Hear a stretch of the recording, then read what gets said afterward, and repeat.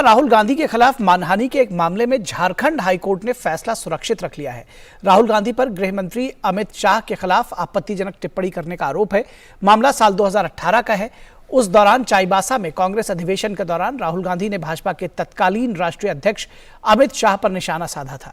भाजपा नेता नवीन झा ने राहुल गांधी की भाषा को आपत्तिजनक बताते हुए निचली अदालत में याचिका दायर की थी और बाद में मामला हाईकोर्ट पहुंचा।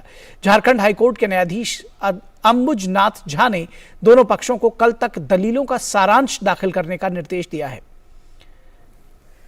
तो इस पूरी खबर पर बातचीत करने के लिए हमारे साथ हमारे संवाददाता दिवाकर कुमार मौजूद है। दिवाकर, ये 2018 का मामला है, क्या कुछ कहा गया और जिस पर नेता इतने आहत हुए कि उन्होंने इस पर मुकदमा कर दिया, तो जाहिर सी बात है कि जो मामला है वो गंभीर होगा और अब यह हाईकोर्ट तक पहुंच चुका है। क्या कुछ जानकारी देंगे आप?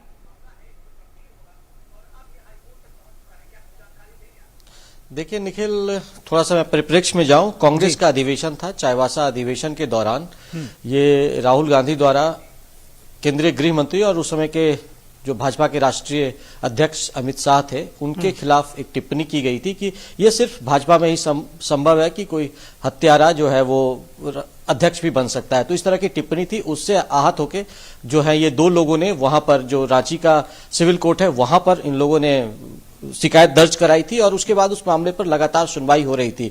और उसके बाद इसमें राहुल गांधी ने, हालांकि उन्होंने हाईकोर्ट में अर्जी देकर सौसरी उपस्थिति से अपनी जो एक कहते हैं उससे उन्होंने छूट मांगी थी और उस पर छूट भी मिल गया था और पीड़क कार्रवाई कोई ना हो इसको लेकर भी छूट उन पर मिल गई थी। और लगातार इस मामले में हाईकोर्ट में सुनवाई हो रही थी और लगातार जो सुनवाई का पक्ष है वो चलता रहा था।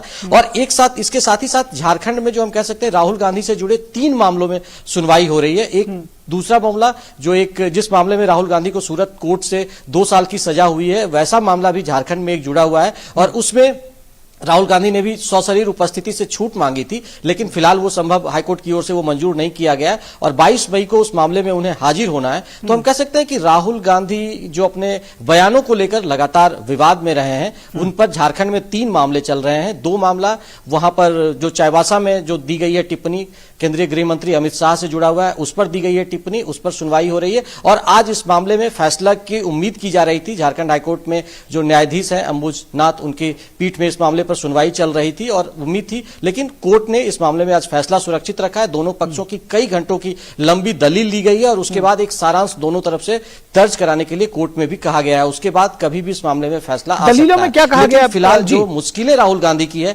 वो थमती हुई नजर इसलिए नहीं आ रही है कि एक मामले में उन्हें 22 मई को फिर से हाजिर होना है। जी दलीलों में क्या कुछ कहा गया दोनों पक्षों में, अगर थोड़ा सारांश बता सकें? जी निखिल, जी